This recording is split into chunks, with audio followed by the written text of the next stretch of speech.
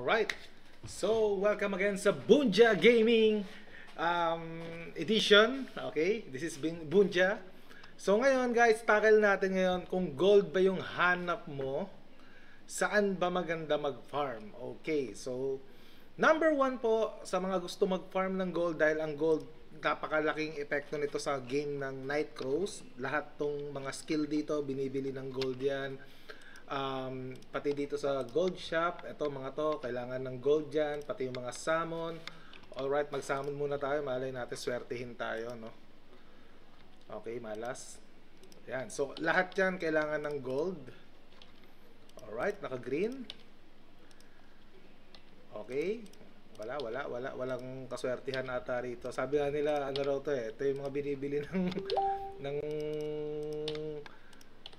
mga player na nag-i-start pa lang rito. So, pwede ka makakuha rito ng epic and of course legendary. So, karamihan dito sa gold shop talagang gold talaga binibili ay. And then, meron dito yung 10,000 gold. Bibili nyo rin to lagi. So, napakahalaga ng gold dito guys. Okay. Now, papakita ko po sa inyo kung saan kayo magpa-farm pagdating po sa pangangailangan ng gold. Number one, ang pwede nyo puntahan dito is yung dungeon. So, Land of Prosperity. So, ako level 46 ako. So, kung kaya nyong one hit na, nag-level 35 kayo, level 36, level 37, dito kayo sa area 1, mabilis yung gold dyan. So, papakita natin, i-compare natin ngayon in just 1 minute kung ilan ba yung makukuha na gold sa 1 and 2 and pati yung dun sa ginagawa ko pag nag-AFK ako ng gold. Okay, so pasok muna tayo dito. Okay, so Mr. Benz pala ang pangalan ko. I'm on C202 Bishop.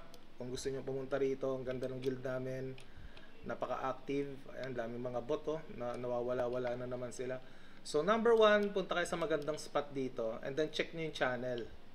Click niyo yung channel, makita niyo diyan vacant, pero punta kayo dun sa 2, baka mas maraming ron bakante.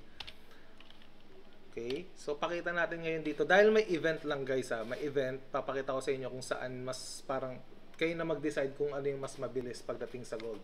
So bigyan lang tayo ng 1 minute or 1 minute, check lang natin kung ilan gold makukuha dito sa Land of Prosperity area 1, tapos punta naman tayo ngayon sa Land of Prosperity area 2. Alright, so 26 seconds, 27 seconds, gawin na natin sigurong 2 minutes para makita niya yung yung gold dito.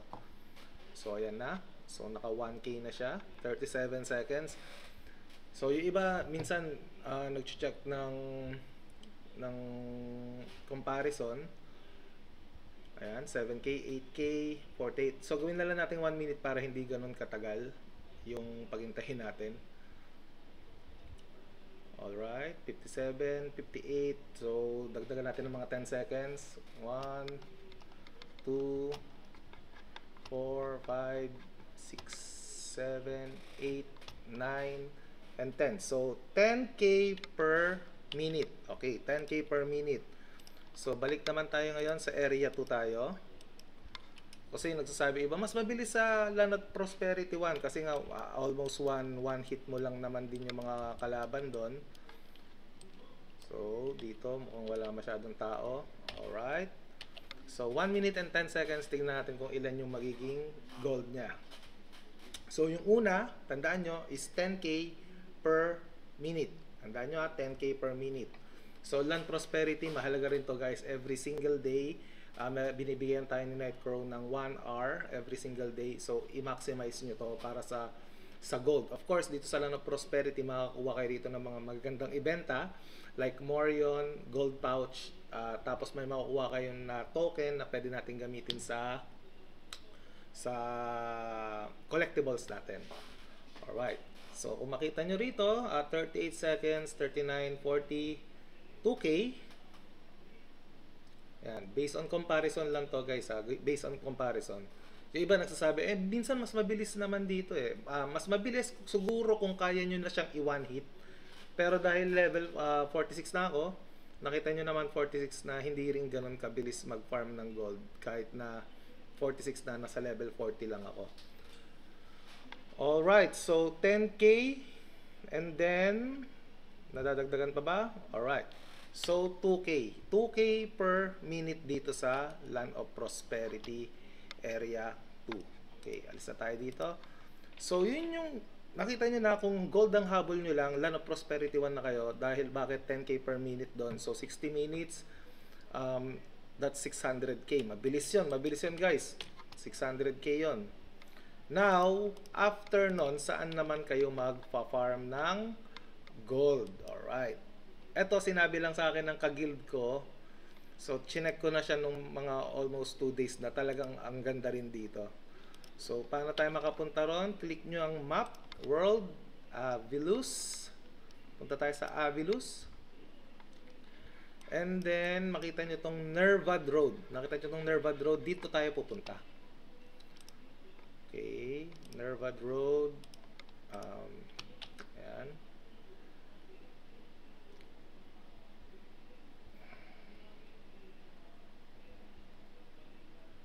So, Nervad Road, punta lang kayo dyan. And then, dito sa spot na to, ayan. Okay, so gamitin nyo na yung glider nyo para mas mabilis. Spacebar lang kayo. Nakuha dun. Enhancement scroll. Alright. Yung kanina. Alright, nakita nyo to? Itong mga kalaban na to? Yan, dito tayo ngayon pupunta. Kung gusto niyo siyang EFK at naghahanap kayo ng gold. So, papakita ko sa inyo. Kung mga nasa level 40 na kayo, much better tawag doon is i-normal nyo na lang. Huwag na kayong gumamit ng skill. Okay, so 1 minute and 10 seconds. Patingin ulit natin kung ilan dito. So, tandaan nyo, Land of Prosperity 1, 10K per minute. Land of Prosperity 2, 2K per minute. So, dito naman sa Nervad Road, check natin ngayon. Dahil dito, one hit mo na lang siya. One hit mo na lang. Mabilis naman umatake. Hindi mo na kailangan gumamit ng skill. I-off nyo lahat ng skill nyo. So, the best to sa mga archer, sa mage, sa mga long range, mabilis to. Pero sa mga, of course, sa mga melee, mas matagal. So, depende pa rin kung saan natin nile-level up kung naghanap na ng gold. Pero kung sabihin natin, kung melee ka, one hit mo pa rin yan. Alright, so 40 seconds, nakita nyo 1K na agad. So 1 minute and 10 seconds yung ginagawa natin. 1-3 1-4, ang bilis, di ba? 1-5 1-6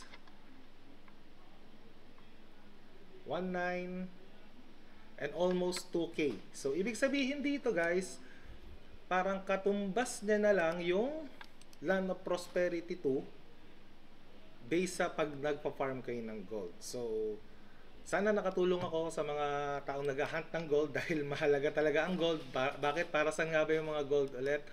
Para pambili yan ng mga ganito. Example nito, itong Holy Relic, nakita nyo, plus 3 pa lang. Everyday, kailangan mong bumili nito para makapagbasag ka, ma-plus mo siya ng maganda-ganda. Kasi why? Isipin nyo na lang, ma-plus 7 nyo na lang siya. Plus 7 sa ACC na agad yan. Plus 4 na agad sa crit. So, yan yung pinaka-base natin kadalasan sa mga naglalaro. Ito namang Amulet of Magic, nabibili yan 200k per single day. Isipin mo kung ma-plus 7 din natin siya. Max MP plus 140, MP regen plus 6, and yung PVE bonus damage niya plus 5. So ang laki, diba? So yan yung mga kailangan natin gawin as a free to play player. Kung naghahunt kayo ng gold, yan yung gagawin natin every single day. So with that, thank you po and maraming salamat. Please like and subscribe dito sa Bunja Gaming para sa mga tips and details. With that, enjoy, happy gaming. Thank you.